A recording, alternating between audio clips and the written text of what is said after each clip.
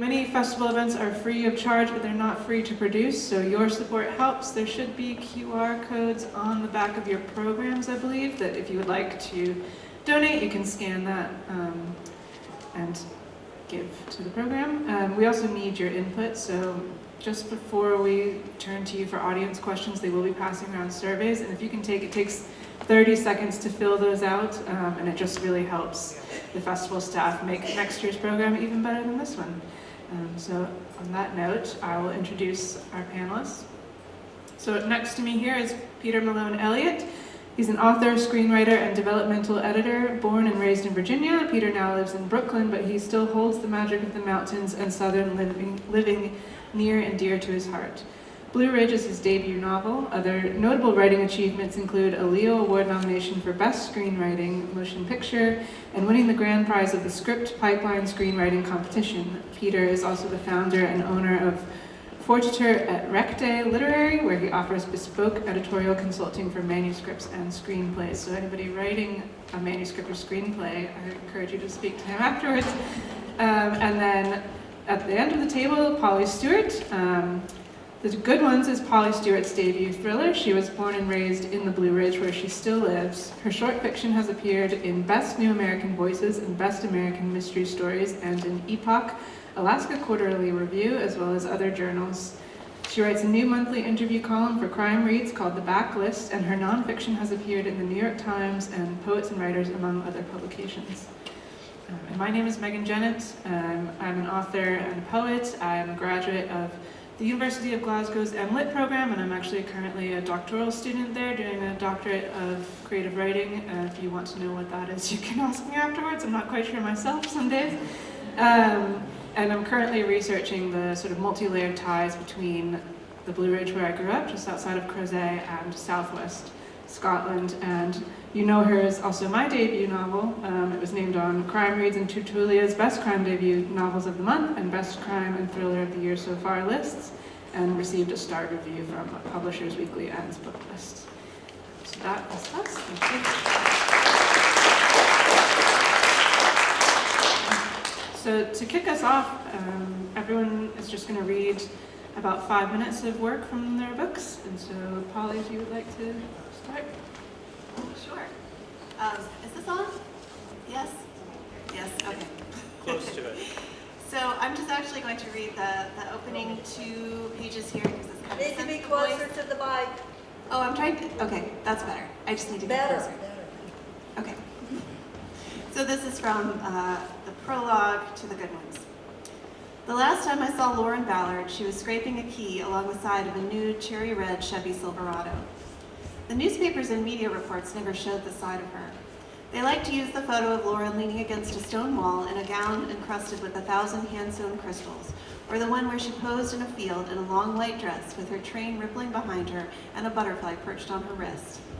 The problem was that the pictures were fakes, relics of the summer she spent modeling for the wedding boutique downtown back in high school. Her own wedding had been small and not particularly joyous, the swags of white tulle decorating the pews hanging limply in the August heat. It was a familiar small-town story. The girl whom everyone had expected to move away and make something of herself had been caught instead, locked down by the familiar forces of inertia and an unplanned pregnancy. The guests seemed puzzled by how things had turned out, and I guess that no one knew what I knew, that Lauren had gotten knocked up on purpose, having flushed her birth control pills down the toilet in her senior year of college. What followed was so predictable that I could have written it myself.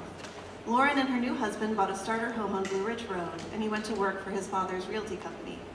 After their daughter Mabry was born, Lauren got a real estate license and worked part-time. From the outside, they looked like a family in an ad for cereal or stackable washer dryers. After Lauren disappeared, the police and the media saw what they wanted to see, a young, beautiful wife and mother who had married her high school sweetheart and settled in their hometown. She should have been cable news catnip, the pretty white girl from a good family whom viewers could ogle and pity at the same time. But this is what I've learned. The dead or missing girl is never the subject of the story. Sometimes she's not even the object. She is the circumstance, the accident, the nexus through which vectors cross. No one really knows her, not even the people who are closest to her in life. She becomes a stranger when you realize that her last moments were incomprehensible, an abyss you can't fathom. This is not a story about a murder. It's not the story of what happened to Lauren Ballard in the early morning hours of August 10th, 2001. I can't tell that story because even all these years later, I still don't really understand the events of that night. All I know is what was left behind: broken glass, a trace of blood on a wet washcloth, tire tracks in the grass. These details are what matters, whether they're in photos on a true crime blog or lying neglected in a police evidence locker. I've arranged them every way I can think of, but it's like trying to play a board game with pieces missing. It's like a dream when you're walking down a familiar street and suddenly you're in a different city, staring at your reflection in a plate glass window, trying to remember what brought you here. Thank you.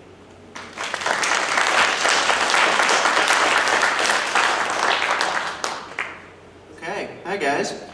So a little bit of, just a tiny bit of setup. The main character, Killian, is at his identical twin brother's cabin, and he's hiking out at night in the woods, and he's working up the courage to kill his brother, which is why he's gone to visit his brother in the first place.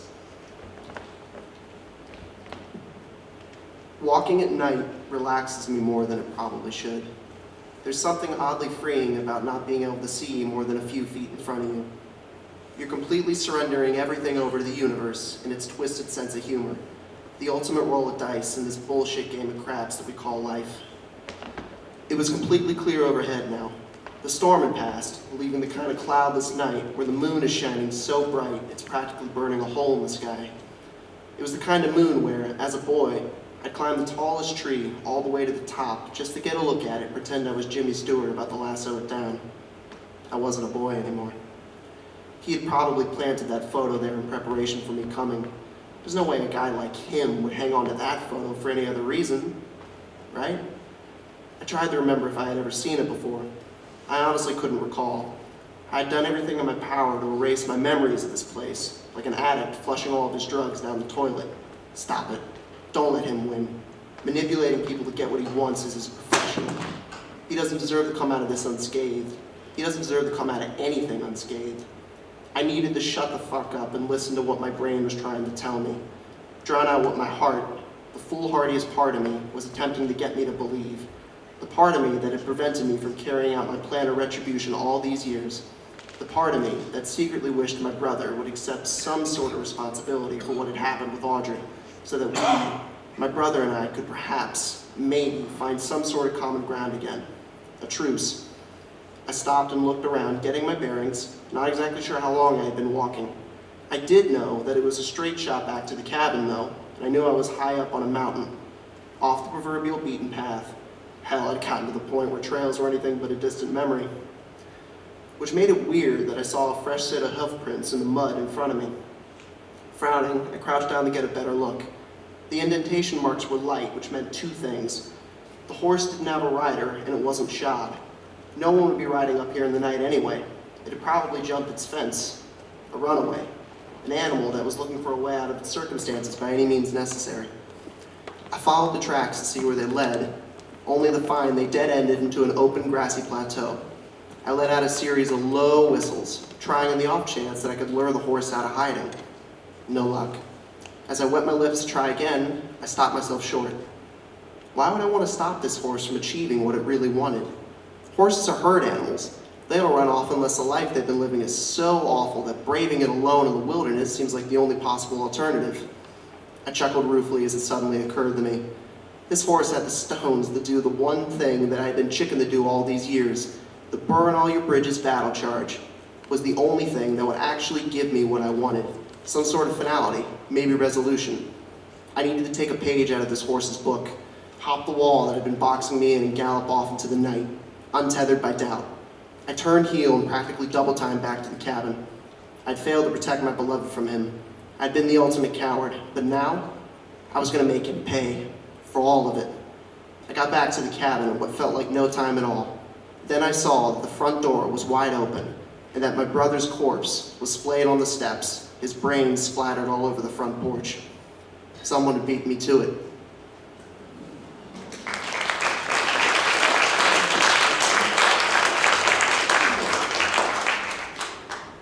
So I thought I would just begin at the beginning, and I'll just read about the first 2 pages of that. So just so you know where we're at, we're with our first kind of main character, Sophie, and she works in a bar, and she's been there a long time, and she's a little bit tired of it. My story begins as it so often has. I was ignoring a man at a bar. Ignoring him truthfully, because in all the months he'd been coming in to sit 2 feet across a hammered copper counter from me, he'd never bothered to learn my name. Somewhere in revenge, I'd forgotten his, plucked it out of my pocket and dropped it to the floor to be swept away with the food scraps at the end of the night. He became, simply, Bud Light, an epithet gifted in honor of the only words he ever deigned to toss in my direction. He was brothers with whiskey ginger, beer is the only thing that can have too much head, and give me a smile, girl. When I was still young and dewy, I thought these sorts of men were nothing more than a residue, akin to mold slime under the sink and confined to the seedy, late-night dives of my early cocktailing days. Odious, but easily scrubbed away with the right sort of acidity. Soon enough, I learned they exist in every bar, from sticky-floored college dens to sleek date-night spots. They're as much of the part of the decor as the fruit flies. Once I thought they were harmless and laughed at them. They climbed up out of the mold then, as maggots do, and flew into my mouth. 1,000 licking tongues laid their voices like eggs in the soft places of me, hatching with every slippery compliment drifting down my thigh, every brazen joke squeezing my waist, an entire universe of mites writhing, making a home under my skin. I should have known better. That's what they always say. She should have been smarter, should not have walked alone at night, should not have worn that skirt, not have opened her laughing mouth to those voices, even if that laugh was her shield, which so often it was. If she kept her mouth, her legs, her heart closed, they'd never have gotten in.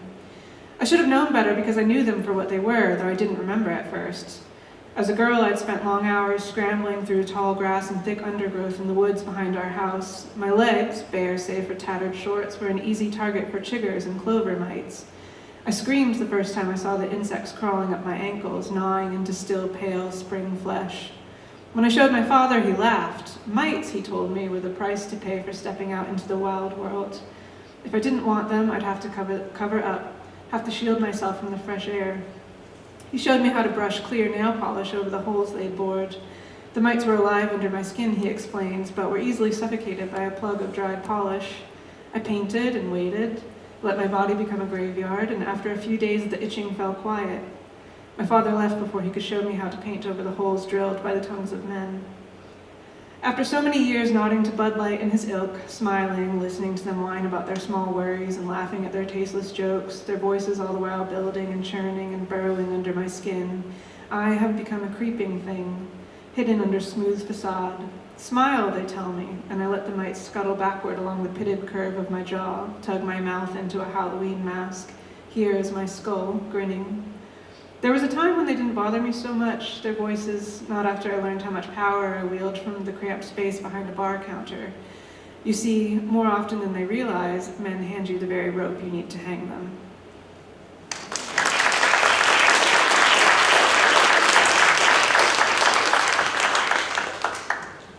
All right, so my icebreaker question, which is also a very serious question for you two, is, do you wave to the FBI man who definitely lives in your computer now? Because I do. I look straight into the webcam on my laptop and go, hey! Yeah. I did an event with writer El Casamano back in the summer, who has a series of very funny mysteries. The main character is called Finley Donovan. And she always says that she knows she has a file, you know, in Langley, and I'm sure we all do, all crime writers, right? If they look at your searches, there's some interesting stuff in there. You know what, though, honestly, and I say this at every event I do, I think thriller and crime writers are often the most well-adjusted people, because we get out all of our demons on the page, right? And then we're super, hey, we're nice, you know? Yeah. That's what we tell people. That's what we tell people. Yeah. On a more sort of serious note, I was curious, I was looking at the title of this panel event, and it's called Blue Ridge Thrillers, and I was kind of wondering what you think that means, or if there's something, you know, if they've just called it Blue Ridge Thrillers because we're all from the sort of Blue Ridge area and they thought it was a cute title, or if there's something specific about thrillers that are set sort of in that southern Appalachian region. And I've got a few kind of side questions about, you know, how to write characters in dialect and not turn Appalachian people into caricatures, but we can start with just sort of what is a Blue Ridge thriller to you, and Yeah, absolutely. Ooh. Holly, you want to go first? So I've realized it probably comes as no surprise that a lot of people in publishing don't know much about this area, about Appalachia. My book that's coming out in 25 has a family of moonshiners in it, and my agent said, I didn't think that was still a thing. I thought moonshine was from the 30s, you know, so there's some education that needs to be done. But you know, usefully for us, I think it's kind of, it's like writing about a mythological place. You know, you can almost have anything happen in Appalachia and people will believe it because it's so out on the margins for most. So the isolation is a gift in that way. I think there's also something to be said. I mean, you know, the Blue Ridge Mountains in particular are, they're beautiful, they're gorgeous, they're show-stopping, right? But they are simultaneously a little spooky. There's like I don't know about you guys, but when I would go on these long hikes in Sky Meadow State Park, which is near Middleburg, where the book is set, you know, I would take these long hikes, and I was solo, and I was looking up, and it just, there's kind of like just a creeping, foreboding dread, it kind of just snaking through the air a little bit. And that, I think the best Southern thrillers, and specifically Blue Ridge set thrillers, are ones where the mountains and that atmosphere are just as big a character as the actual characters, I think. So. Yeah, no, I agree with you. I think, well, the Appalachians are so old, they just feel, I don't know, you never feel alone. At least I never feel alone when I'm in the mountains. I was thinking about it because I teach at the University of Glasgow, and one thing that I talk to my students about, I love horror, so I force them to read horror. So we talk a lot about Gothic and the different versions of Gothic, right? You've got British Gothic, which is very castle and manor centric, and then the various colonial Gothics, Australian, and then American, Western, and Southern Gothic, and I think that kind of Blue Ridge thrillers lends itself so well to that. Southern Gothic is not just man against man, but also nature really encroaching in, and I don't know where I'm going with this thought, but yeah, that's kind of where it was. Oftentimes the most horrifying and disturbing things are set against the most beautiful backdrops, at least in thrillers, I think. Yeah, and there's lots of good places to hide bodies too. That too. We were talking, we were talking about film adaptations, and there is no film adaptation of The Good Ones, but there is a treatment for it, which is like the first step, you know, if they're going to produce something. And one thing that happens a lot when I got a chance to read it was people's calls drop out because they're driving around the mountains and suddenly they don't have cell service. And I thought, oh, I wish I'd thought of that when I was writing the book, because it's a great hook. But you know, there are these ways in which just things are different around here than they are in a lot of places, and we live with that as part of our lives. So I guess on that, kind of piggybacking off of that, did either of you ever think that you were going to write a thriller? Because I did not. So. Yeah, I mean, I have always written thrillers. I was a screenwriter before I was a novelist, and the stuff that I wrote that got produced and, you know, optioned were thrillers, and I've always devoured them. So I've never really written anything else other than the occasional period drama, but even those had thriller elements. So yeah, I'm a huge thriller junkie. Yeah. Yeah, I like you, Megan. I think I didn't know that The Good Ones was a thriller until I sent it to my agent. She said, oh, this is a thriller. But I'd grown up, my mom's here in the back, and I'd grown up reading her mysteries, and that was always my secret love. You know, I did my MFA and I thought I was supposed to write literary fiction, but I was always fascinated by crime and just the pressure that it can put on a society and a family. So I think it's no accident that I ended up coming back to that. Yeah, no, I did not. I still refuse to believe that it's actually a thriller, but they keep telling me that it is.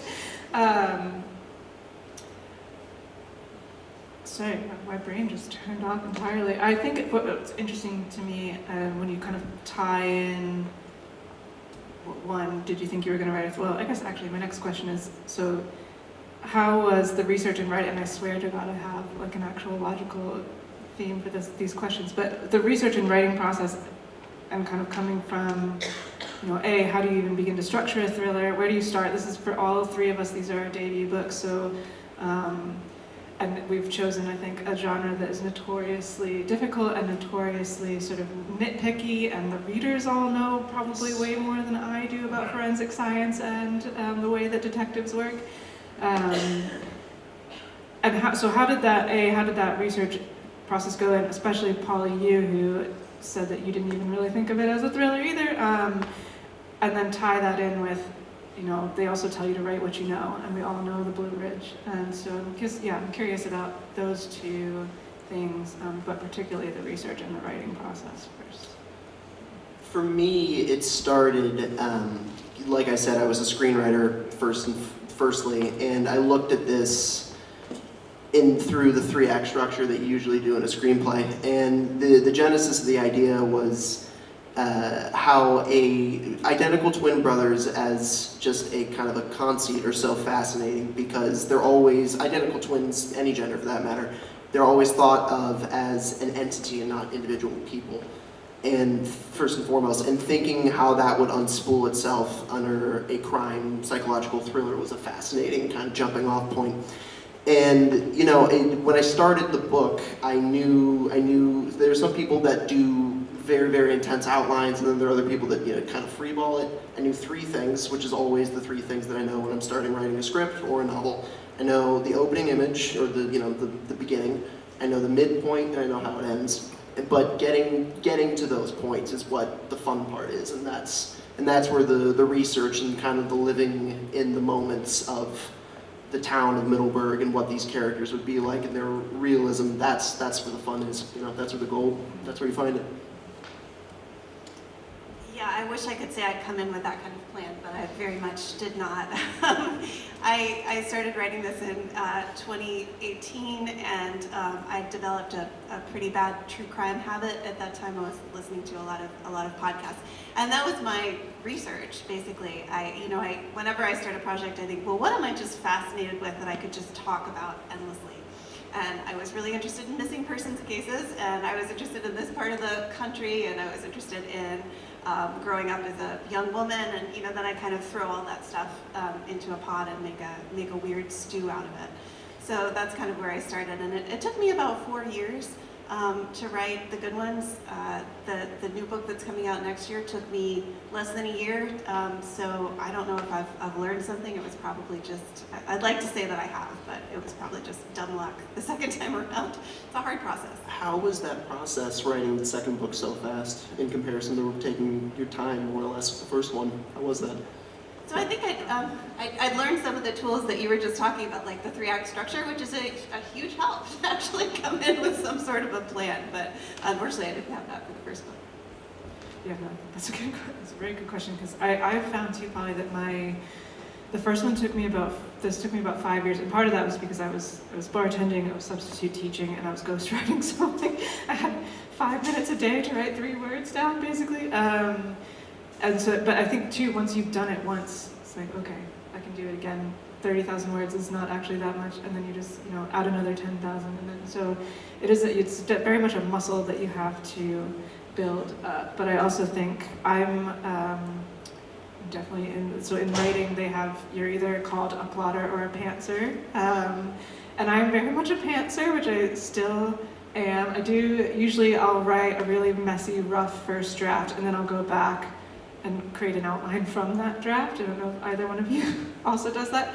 That way I can get everything I need to out of my brain, and then I can go back and actually make a story that makes sense. So the first draft of You Know Her is a completely different book. Sophie had a different job. There were different people that showed up. Nora and Murph had a slightly different, Nora and Murph are my 2 detectives, and they had a different dynamic going on. I don't know, how did your books, did they change very much at all from beginning to end? Or?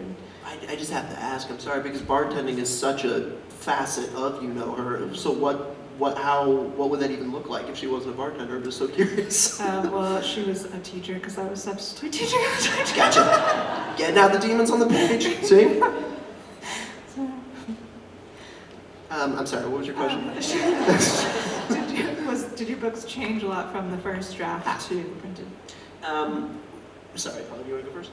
Oh, okay, try again.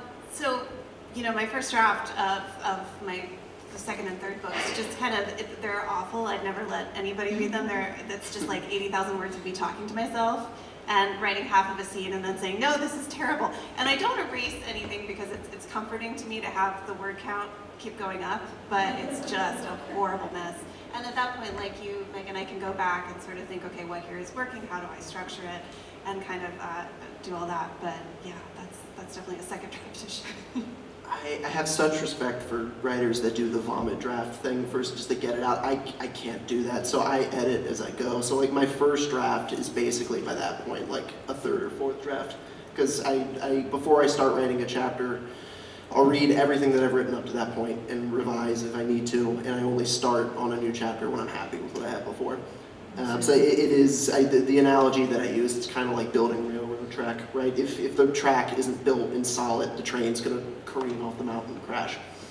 You know, So like, you like to torture yourself?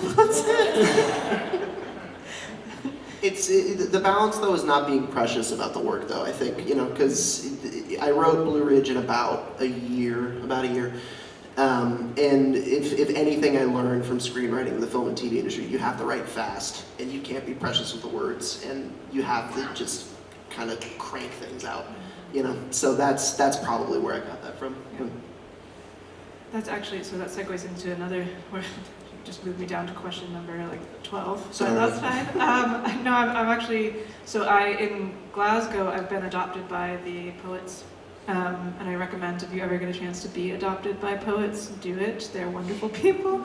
And so that for me has been a wonderful source of inspiration and fun and just a great little other community, because fiction writers, I feel like we all just kind of live in our tiny rooms and don't talk to anyone except for the imaginary people in our brains.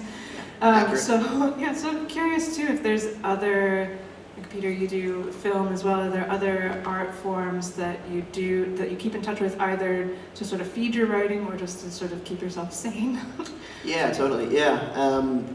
I do watch a lot of film and TV, and a lot of my friends, because I lived in Los Angeles for 8.5 years, so a lot of my friends still live there. And the guy that did my cinematic book trailer is a really good director friend of mine, so constantly talking with people that think visually and cinematically, and coming from my own background anyway, that really informs my writing a lot. And especially with writing genre fiction, I think it is helpful to think in the way that you would a script, in the sense that every scene has to move the story forward, there's no wasted time, you know, you have to be quick, propulsive, so that it's definitely informed my writing, for sure. Yeah.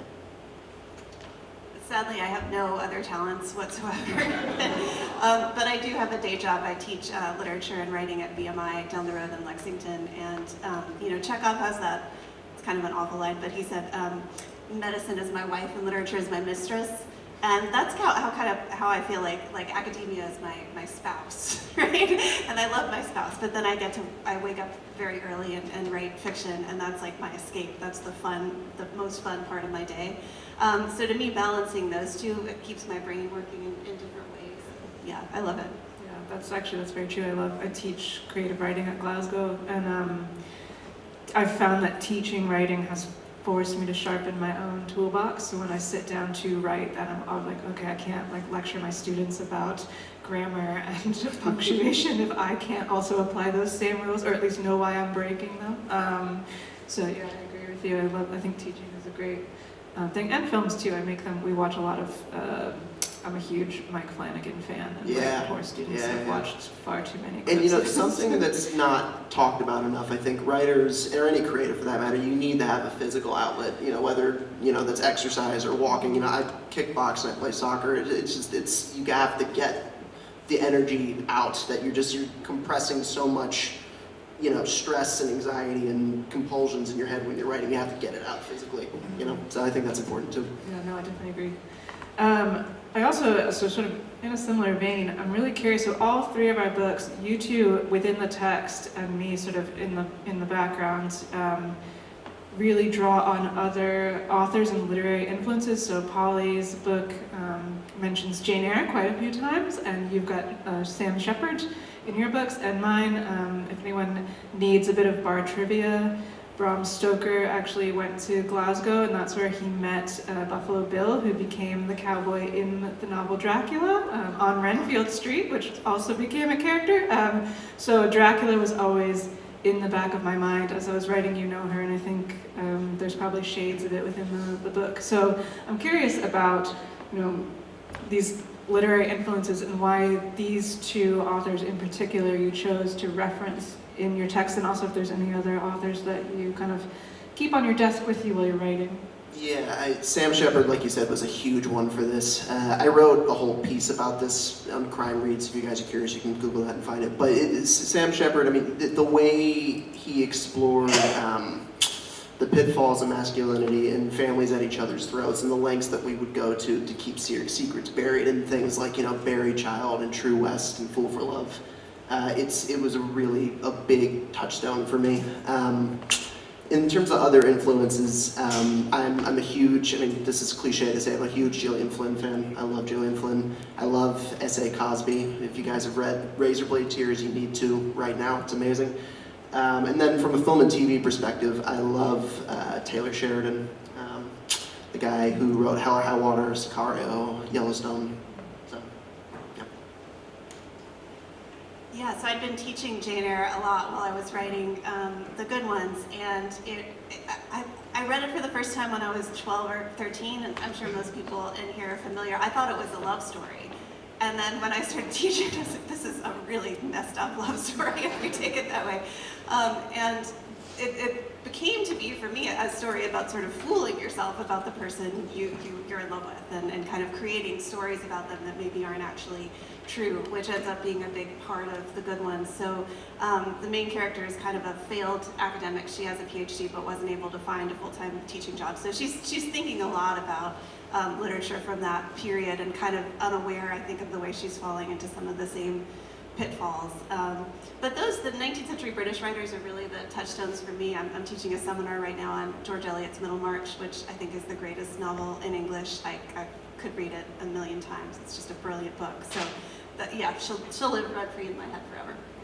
Yeah, I love, so the two, to keep two on my desk at all times, which is Zora Neale Hurston's Their Eyes Were Watching God and Kate Chopin's The Awakening, which we read in high school. And I've read them literally every single year since 11th grade. And I think for me, those were the two books. I had always liked writing and I liked reading, but I had never, until then, realized that you could paint with words until I read those two books, and that just like lit something on fire in me. And the other, there's actually a few, yeah, so I love Alexander Chee, same thing. I think his Edinburgh is one of the most beautiful books I've ever read, and Stephen Graham Jones, if you like horror, The Only Good Indians, excellent book. And then the other author who I love, and my poor literature students who don't want to read genre fiction, every year I make them read George R.R. Martin, The Tales of Dunk and Egg, because I think, so Martin, one thing he references Faulkner all the time, and Faulkner says, the heart of a story really is the heart in conflict with itself, the human heart in conflict with itself, which I think Martin definitely achieves in his stories. They've got all these fantasy elements and horrific things, but really it's about the characters grappling with their own, what they want and need. And I think he's an excellent, I have a whole soapbox that I could go on about, like, the respect he has for stories and storytelling, but yeah, George R.R. Martin is an excellent author, I think, and maybe we need to give our genre writers a little bit more respect than we do. Yes, we do. So we've got time for probably two more questions. So I guess, well, one thing I thought was really interesting is that both of your books center on brothers who are in love with the same woman, which I thought was really interesting. So one, I'm kind of wondering if you could speak a little bit about that, and in particular twins, because you have actual twins, and Polly, the women in your books, Nicola and Lauren, look so much alike that they are described as sisters or as twins. So I was wondering kind of about the gender dynamics there, and I think it's interesting seeing thrillers kind of go from a very masculine place to where women are really just the dead body, and but now you two have books where it's the secrets that women keep and hold have so much power and sway over what's going on in the story. I just found that really interesting. And also, again, as you mentioned earlier, Peter, the dynamics between twins and the way that we kind of culturally think of twins. This is a team, yeah.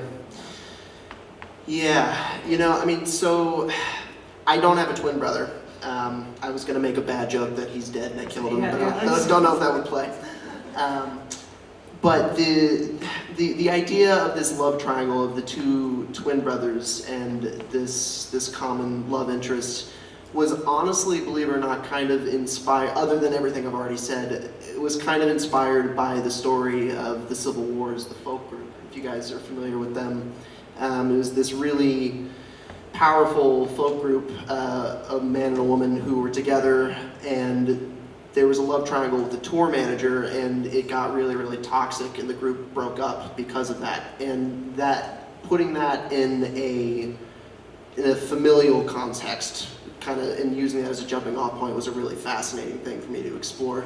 Just, what the depths that we will go to and explore in terms of anger and hurt and whatnot in a brotherly context was just fascinating. So.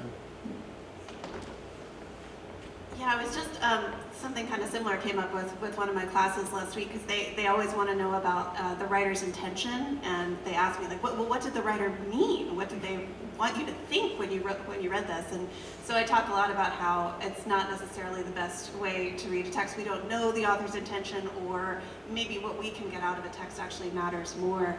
And in my case, when I was on book tour last summer, people kept pointing out to me about the Goodwins, what you just said, that there are these characters who are sort of doubles of each other, and I did not notice that when I was writing it. I was unaware. But I can say about the two brothers in the book, I wanted to create kind of the good on paper guy, the main male character kind of looks perfect from a distance. In Clueless they called him Monet, right? And then his brother, I thought, well, what would it be like to spend your whole life trying to live up to that, right? Trying to always be a little bit second best to the perfect guy. And it ends up the women are kind of in a similar position, but that was just the book being smarter than I was, I think. Jumping off of that, yeah, I mean, so the dynamic between Killian and Christopher, the two brothers in the book, one is a burnout former Olympic equestrian, and the other is a rising star politician who's running for governor of Virginia. And that dynamic of always being in the shadow of a sibling was also a wonderful thing to play with, and a lot of things came out of that. So yeah. Yeah, no, it was actually really interesting reading both of your books with this. I was like, oh, this is cool. They don't even know each other, and they're playing with really similar themes. Yeah, no, I've had, because that's another question that I bring up to my students all the time, sort of classic literary quandary of, does it matter if the curtains are blue? And there was a period of time where I was writing a lot of poems about swallowing myself, and I didn't notice that I was doing that either, and I happened to, I was in this writing group with a woman who was a therapist, and she pointed out, she was like, you keep writing about swallowing yourself, have you noticed? I was like, oh no, I don't know what that means, it just was stuck in my brain, so sometimes the curtains are just blue, so yeah.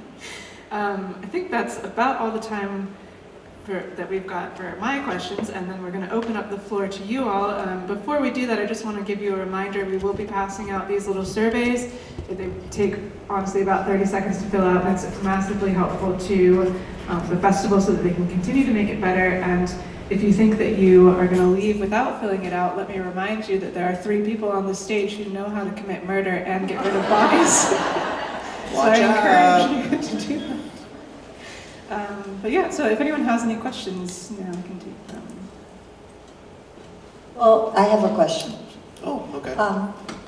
You write murders and thrillers, but you're all really funny. How do you work humor into your books? Well, I mean, there are pieces that are just super dark and nothing else, and that's fine. I find that you have to have moments of levity in the darkness, or else it's not going to land as well. So for Blue Ridge, for example, there's one of the brothers has a dog named Shep, who I just use as a crutch for comedy the entire book, and it's great. So comedy is a very important part of dark stuff, I think, for sure. For me, I guess comedy just comes out of the voice. If you hear someone's inner dialogue, it's probably a lot meaner and funnier than what's coming out of their mouth, and that's always what I love about reading and writing. So I'm glad if we were able to channel some of that up here. So I have 2 answers to that question. The unserious one is that I live in Scotland, where people have learned how to be funny despite the fact that they're chronically depressed. And then the other answer to that, It's probably similar. I mean, this book really did take a toll on me. There were days where I would be crying while I was writing it. I have friends one of my friends was murdered by her husband while I was writing this book. So it's very much my like heart and soul poured out onto the page. But I also, I don't know, I just think that the only way that you can kind of get through that is to laugh. And as difficult as life can be, you also stub your toe some days, and it's just hilarious. I don't know, you know. Any other questions? Yes. Wait. Hey, wait for the microphone so we can hear you. So you were talking a bit about research that you've done and being from this area and what you know of Appalachia and the Blue Ridge. I was wondering if any of you in the course of either your lives or your research had found things that you thought like that would be such a cool hook for a book, but it's almost too wild to be believed. And is this sort of thing like, what might that be? Or is there something that you're like waiting to put in a future book or anything along those lines? I've got one, yeah. I immediately, yeah. There's I used to live on the West Coast for a long time, and there's a beach in Oregon called Cannon Beach, and it has this massive, you know, like 6 or 7 story tall boulder. And it's a beautiful day, and I was with my family. It was a family vacation, and the first thing I walked into this beach, I looked on that big boulder, like, what if someone jumped off that and committed suicide? And we started something with that. That's something, right? And so, yeah, I mean, you find inspiration in weird places, but I think that's probably new when I knew I was going to destine the right thrillers. So The Good Ones has a lot about true crime in it, and I don't know if any of you followed a case. I used to live in San Luis Obispo, California, and there's a famous missing persons case there of a student named Kristen Smart. Are y'all familiar with this case? And you know, I think we've had a sort of explosion of fiction about true crime in recent years, and I think my assumption was, well, none of these cases actually get solved by like amateur sleuths, but I think the person we have good reason to think murdered Kristen Smart was prosecuted because of a podcast and the information that they revealed. It's called In Your Own Backyard. If you guys don't know it, it's on Spotify. It's absolutely incredible. And that I would have been afraid to put that in the book, like, so, you know, this crusading podcaster who solved a murder, but he really did. It's all about collecting string, right? I mean, my mom was a journalist before being an author, and she always taught me that being a writer is absorbing and being a sponge and soaking things up and keeping copious notes and stories. So, for sure, yeah. Yeah, I think that's really just, you become a little magpie for various conversations and this, that, and the other. And the bartending was great for that. I said no. Yeah. Also, a favorite exercise of mine is to go to a coffee shop and just eavesdrop on people and write down things people say. So I do that, and some of the dialogue in some of my stuff is directly from that. So, you know, it works. Yeah. Yes. Oh, microphone. Oh. Well, they're recording, and they will be able to hear you. So, can you make a living writing novels? Number one. Number two, are your heroes, your protagonists, actually you in disguise, or maybe your coolest avatar selves? And number three, you talked about being more or less pantsers. So I'm wondering, with your debut novels in particular, did your editors, publishers, like apply the tropes or the formulas of crime writing to your books, and did that chap your behinds? What a great expression. Question number one, is it making a living being a novelist? It's very, very difficult. Insanely difficult. Most people don't. All three of us have side jobs and day jobs. So I think if you get into writing novels with the expectation that, I'm going to sell a bazillion copies and that's all I'm going to do, good luck. I hope so. Unlikely. Two, God, I hope not. Because the two brothers in this I love them dearly and I love writing them, but they are very, very flawed people. And while there are certain mannerisms that that the two of them have that I share, I wouldn't say that they're based on me, no. And then I'm sorry, what was the third question? The tropes and formulas. Right, yes. I got really lucky with my publisher. She didn't really touch it mostly. There was some small edits and clarifying stuff, but in terms of the whole, no, it wasn't. One of the reasons why I went with this publisher is that they do really great, edgy, kind of slightly off the beaten path crime fiction.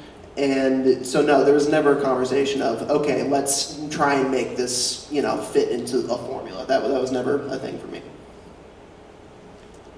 Yeah, sorry, what was the first question again? Can you make a living? So I think there are two parts to that. There's the financial question. I do have a lot of crime writer friends who that's their only job, and I think that's awesome. I think it would be terrifying. I mean, both financially, but also just in like, what if your next book didn't sell, and what if you lost your mind just looking at a white wall all day? So, I for many good reasons choose to keep my day job, and I love my day job. My husband always says when he's reading my work that he can hear me in it, in the sentences, and I'm very much complimented by that, but yeah, I hope my main character is not me. I would not, I don't think I'd want to hang out with her for the most part. Yeah, editing. No, I love my editor. She only helped make the book better. She never tried to put me into a genre. It was just a wonderful process, which is not the case for everybody, but I got very lucky. Yeah, I think, same as Polly actually. I think I would get bored if I didn't. I mean, it would be great if my books made enough to keep me afloat, and then I could just work for extra money and for fun. Right now, I'm not at that point, but I love teaching, and I do think it kind of gives me a spark to go back to my own desk. So I think I would work regardless. That said, it would be nice to not have to work every single day of the week. My characters, there's definitely pieces of me that are in both Sophie and Nora, the two protagonists. I like to think that I'm not quite as angry as Sophie is, but some days I probably am. I'm definitely as quiet as Nora is some days as well. So yeah, there's definitely parts of me that kind of float around in both of them, I think. My mom can probably tell you which one she thinks I am. And as far as tropes, the only kind of thing that they pushed me on a little bit, so I made a very specific decision not to give you Sophie's backstory. I know what it is. But I feel like that's become such a thing now where if there's a villain, we must know why they've become villainous. And I just felt like it doesn't actually matter why Sophie decides to do what she does. It just matters that she's doing it and she's angry. And I didn't really feel that anybody was owed an explanation for that. So yeah, that was the one I sort of pushed back on, and my editor just went, okay, that's fine. And so she helped me then build the book from that spot. I want to print that out and frame it and put it above my desk. That's great.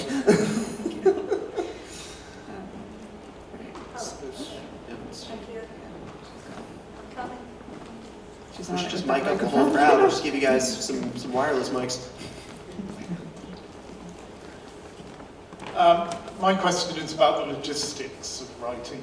Do you have a set time and a set period, an hour, 2 hours, that you devote to writing each day? And also, do you have a word target that you try to meet when you write? Yeah, so I wish I could be one of those people that could write in the twilight of night. I can't. I have to do it when I first wake up. So I have a word target. I write 5 days a week when I'm on a project, and I make sure I hit at least 1,000 words, if not more. Sometimes it takes 2 hours. Sometimes it takes 6. It's really until I hit that target. It's about. There's a lot of, I think, a pie-in-the-sky imagery of the writer waiting for inspiration to hit. It's like, well, yeah, that's important, but you need to show up and do the work, and that's, you gotta kind of have a sense of workmanship, I think, personally. And when you say write, do you do it longhand, or do you do it on Type. computer? No, my handwriting's terrible. If I wrote a whole manuscript in longhand, I wouldn't be able to read it. So you do it on a computer? Yes, yeah. anybody else went to the Southern Fried Crime panel before this with Steve Weddle and Aggie Thompson, but he said that he wakes up at 4 in the morning, which I do as well, and I was so glad to meet another 4 o'clock morning in the morning writer, because people usually look at me like I'm crazy when I say that. But I have kids and I teach, full time, so 4 to 7 is my writing period. I love it. And I have it's an app on my phone called Word Tracker. So I'll decide sort of how many words I want to get to by the end of the month, and then it tells you every day how many you have to write. And sometimes I'm checking my app like every 2 minutes, like, am I there yet? But yeah, it seems to work. Yeah, I think my writing schedule right now is, in my best days, I sit down every day and I do, between 1,000 and 1,500 words. And I know I'm better at between like 10 a.m. and 2 p.m. I like to think that that's because I'm channeling Ernest Hemingway, and that's also when he was really productive. But so that when I have that space and that time, that is my schedule right now. This past year, my teaching schedule has been absolute madness. So I've had to just kind of squeeze writing in where I can, and I'm working on a PhD, so I'm working on my second novel and a PhD right now. So both of those things, I really have to pick, okay, which one do I work on today? And the PhD is a creative writing piece, it's more poetry. And I do my poetry, I write it longhand before I then go type it up. I don't know why, that's just the way it works in my brain.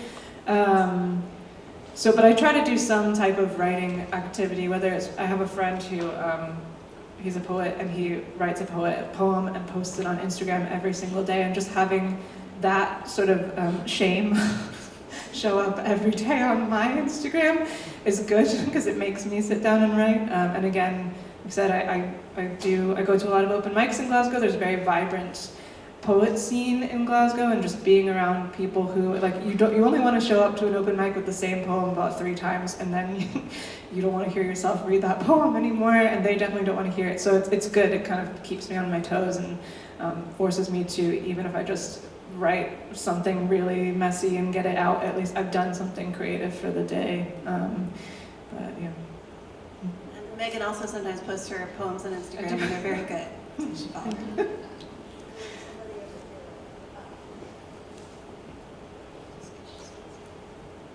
Hi, thanks for the talks, it's been great. Based on the excerpts that you read at the beginning, all of the books are in first person. Is there something about the genre that makes that voice particularly effective, or was that a deliberate choice, or just how it happened? So for me, it's actually, that's not from the beginning of the book, that's from end of chapter 3, but so like pretty soon. The whole book is dueling first-person POVs between the 2 twin brothers. And that was a very conscious choice because, again, coming from screenwriting, you can't write anything in first person, right? So that's not a thing.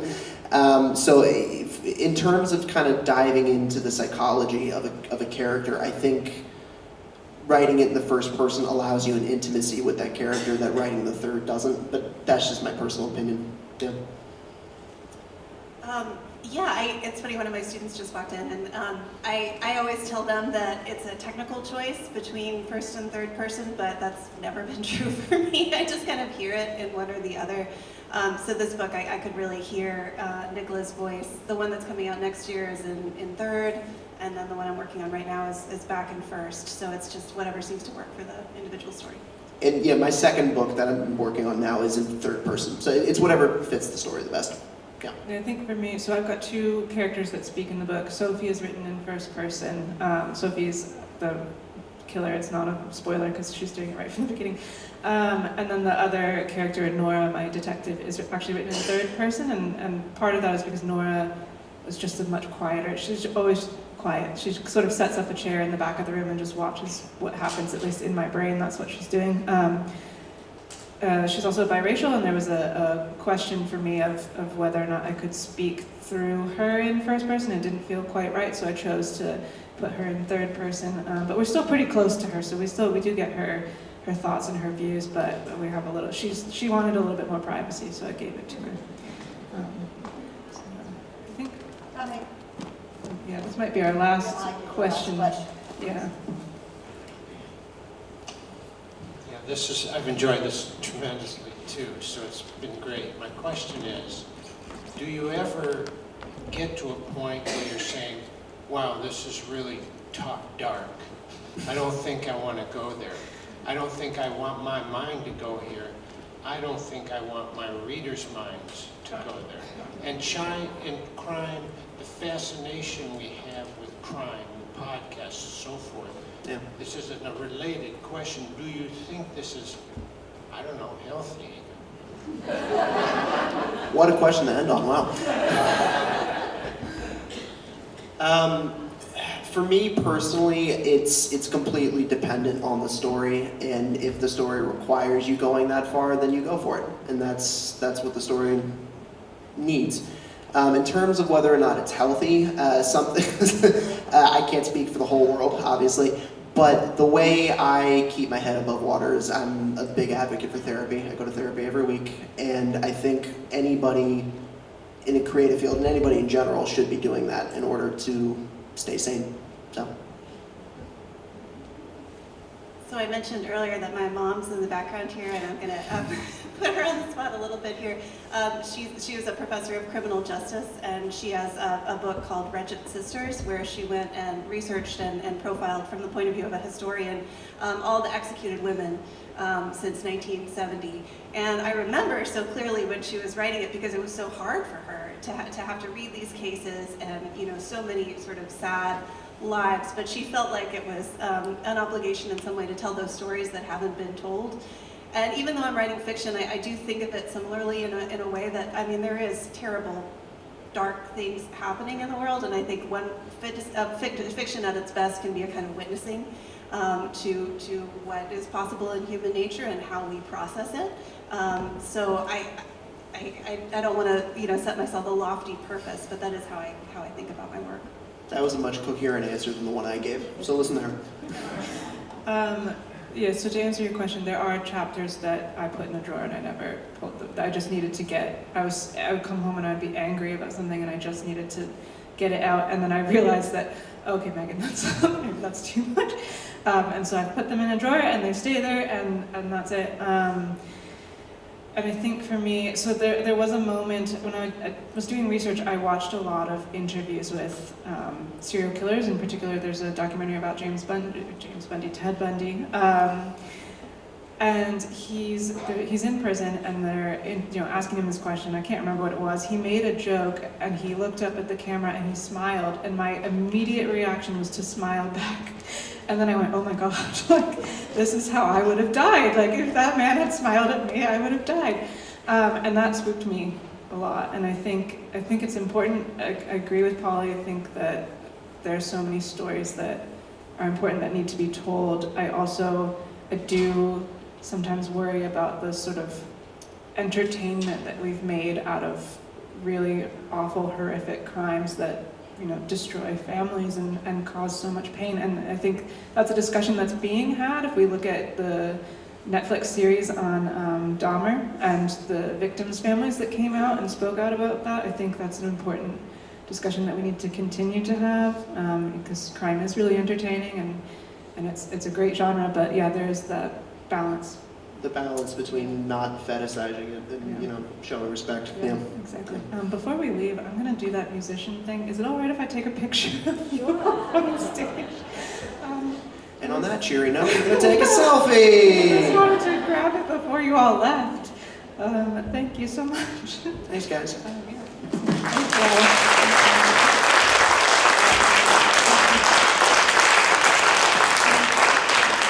So we will be signing books in that room there.